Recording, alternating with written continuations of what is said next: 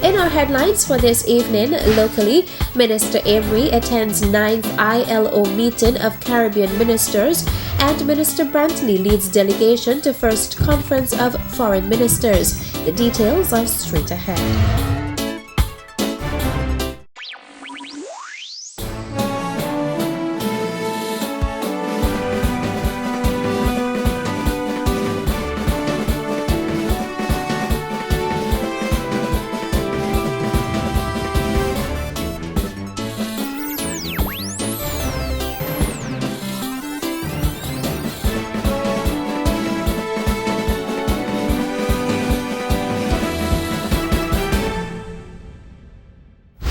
Good evening and welcome to the Nevis Newscast for today, Tuesday, March 3rd, 2015. I am Bronte Swanston Hendrickson. St. Kitts and Nevis is being represented at the 9th International Labour Organization ILO meeting of the Caribbean Ministers of Labour by the Honourable Vance Emery. The main substantive issue for discussion during the meeting, which is being held from today, March 3rd, to tomorrow, Wednesday, March 4th, in Nassau, Bahamas, is decent work for sustainable development. The opening session was addressed by the Director General of the ILO, Giovanni Di Cola, and Prime Minister of the Bahamas, the Right Honourable Perry Christie. Also attending is Guy Ryder, Director General of the ILO, resident in Geneva. Ryder has been a strong supporter of Caribbean issues, especially climate change and other important issues which affect the human resource development in Caribbean countries. The ILO is committed to responding to the needs of the Caribbean and to strengthening the cooperation between the ILO and the countries in the Caribbean. Representatives from regional organizations and institutions are also attending the meeting. It is expected that the discussions will deal with universal challenges in the world of work, issues of youth unemployment, and climate change. These challenges will require the meeting to focus on skills development and creating an environment which results in employment for young people. This will be a very important initiative to ensure that the economic development and the social dialogue provide the solutions to the problems facing the countries. Minister Emery, who is also the Premier of Nevis, is accompanied by the Labour Commissioner. They are expected to return to the country on Thursday, March 5th. The new members of the St. Christopher and Nevis Social Security Board of Directors are expected to be appointed in the next few weeks, as the work of the Social Security has to continue to ensure the people of St. Kitts and Nevis continue to benefit from this very important institution in the country. Yesterday, Minister with responsibility for Social Security in the federal government, the Honourable Vance Emery, met with the Director of Social Security at the offices of the Social Security Board in Bastille. He was also introduced to the Deputy Director of Social Security and to the senior management team of the institution, as well as some line staff. The purpose of the meeting was to get a general briefing on the status of Social Security and to receive specific information on the status of a number of the initiatives in which Social Security is involved. The Minister was advised that all members of the Social Security Board of Directors have resigned, and this clears the way for the appointment of a new board to manage the affairs of Social Security and to continue the important work of the board to provide a stable influence on the social and economic landscape of the Federation. While the members of the board have changed, the institution will continue to serve the people of the country as far as the day-to-day operations are concerned, the provision of benefits, claims, and such important activities which characterize the existence of the Social Security system. Minister Emery has pledged that the initiatives in which the Social Security system is engaged will be so managed to create greater benefit for the Federation. The new board will be charged with the responsibility to continue to guide this process. The Honorable Mark Brantley, the newly appointed Federal Minister of Foreign Affairs and Aviation of the Federation of St. Kitts and Nevis, is leading a delegation to the first conference of the Foreign Ministers of Germany and the Caribbean Community in Berlin, Germany. The two-day conference, at the invitation of the German Foreign Minister Frank-Walter Steinmeier, comes in advance of critically important summits in 2015, including the CELAC-EU Summit, the United Nations Summit on the Post-2015 Development Framework, and the COP21 in Paris. Germany has long been and continues to be a strategic ally of the Federation and the Caribbean community on matters of global significance. Despite only being sworn into office a week ago, Minister Brantley considers it a priority to ensure representation by the Federation, given the leading role that Germany plays in the context of the European Union and in the international arena on issues of mutual interest. High on the agenda for discussion are energy and energy efficiency, climate change and the environment, development policy, and the fostering of closer commercial ties and investment flows between Europe and the Caribbean region. As a leading country in the areas of renewable energy and innovation, St. Kitts and Nevis is keen to strengthen this important partnership to fully maximize the potential of collaboration between Germany and the small island developing states of the Caribbean. Building on years of spirited engagement, St. Kitts and Nevis is renewing this partnership to leverage Germany's influence to ensure that national and regional priorities are kept high on the global agenda in multilateral fora such as the G20 and the international financial institutions. Stay with us, we'll have more local news after this break.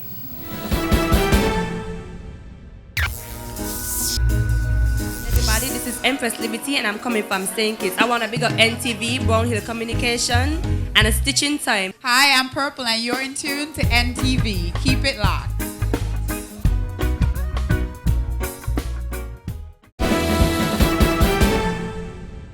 Welcome back. The Nevis Financial Services Department's 2015 Anti-Money Laundering AML and Countering Financing of Terrorism CFT seminar got underway today at the Four Seasons Resort Conference Room. The two-day training workshop is being held under the theme De-risking Your Institution by Improving the Culture of Compliance. The seminar commenced this morning with breakfast, registration, a prayer, and welcome remarks by regulator Heidelin Sutton. There are operational, financial, reputational risks following administrative, regulatory action, lost income streams and client base, increasing international policies and initiatives, and as a result, negative exposure. As an international financial center in combating we have an undeniable interest in combating money laundering and terrorist financing. And this is where we have to ensure that we improve our culture of compliance. Consequently, the fight against money laundering and terrorist financing will be arduous and protracted. This means, therefore, we have to be continual and make harmonized efforts made not only by government departments and agencies, but through public and private partnership. The opening remarks were made by financial advisor in the Nevis Island Administration, Laurie Lawrence.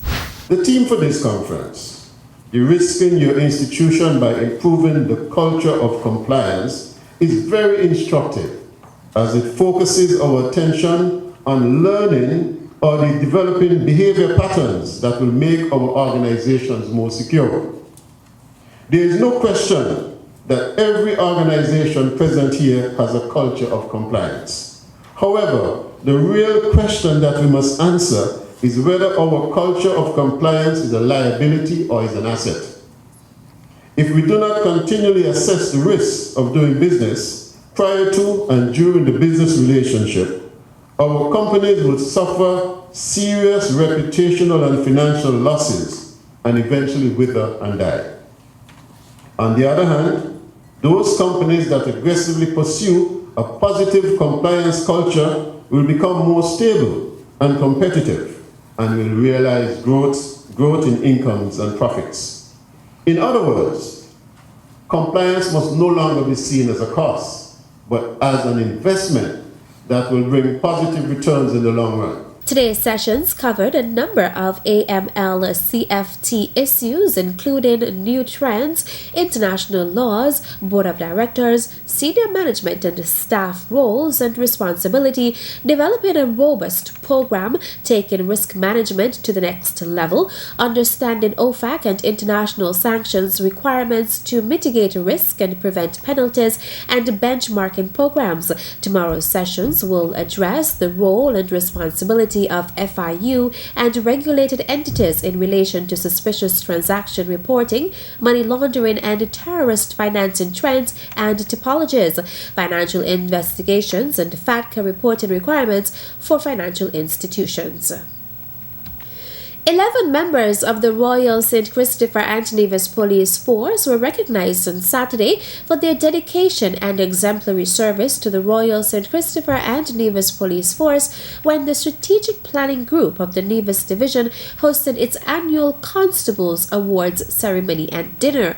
The nominees for Constable of the Year 2014 were Constables Cleon Michael, Damian Descent, Trevin Mills, Antonio Brown, Devon Jones, Etroy Jeffers, Rodwick Huggins, Sihan Knight, Kishon Charles, Daryl Boone, and Maura Mills. And the winner is, because I can't keep the Prime Minister waiting, number 750, Constable Kishon Charles.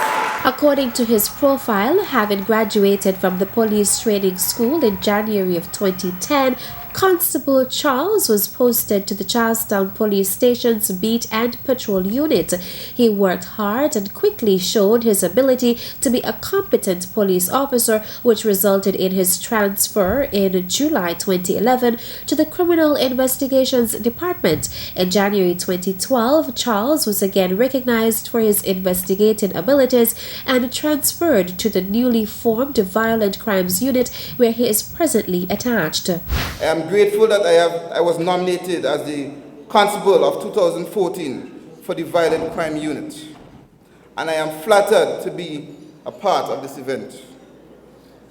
But even more, I deeply appreciate this award, which represents a hallmark of excellence to all constables in this division.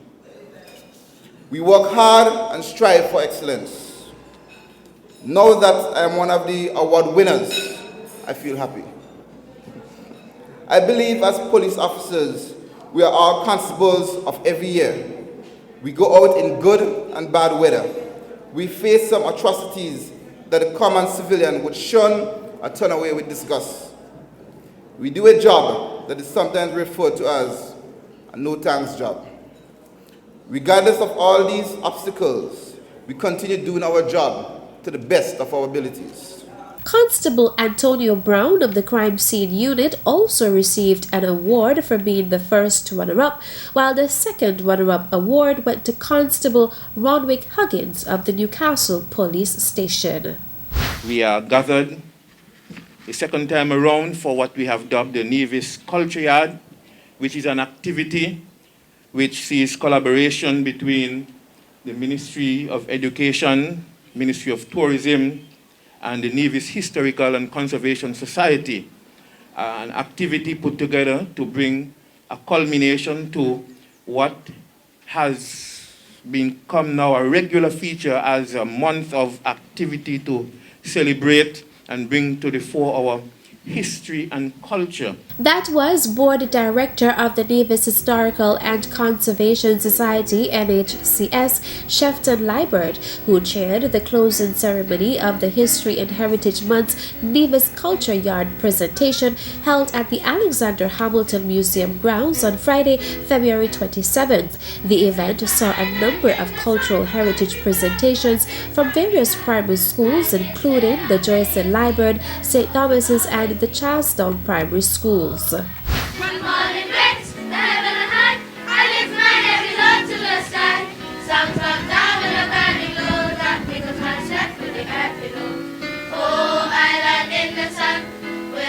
are my father's sons. All my days I will sing and praise of the forest from the shining sun. Oh, kingsmen, we must meet the common foe. Though far outnumbered, let us show us brave. And for their 1,000 blows, the one death blow. What though before us lie the open grave? Like men we face the murderous cowardly pack. Pressed to the wall, dying, but fighting back. The Ministry of Tourism and Vaughan Radio partnered with the Nevis Historical and Conservation Society to host its History and Heritage Month radio quiz. Tourism Education Officer Vanessa Webb distributed the prizes to the winners. Kenesha Librad, Romigo Powell, DeAndre Morton, Brian Chapman, Charlene Myers, and Dante DeCosta, Reshani Westerman, and Shani Walwyn. The Nevis Historical and Conservation Society observes History and Heritage Month each year in February with various activities to mark the observance. That's it for tonight's edition of the Nevis Newscast. Thank you for viewing. Good night.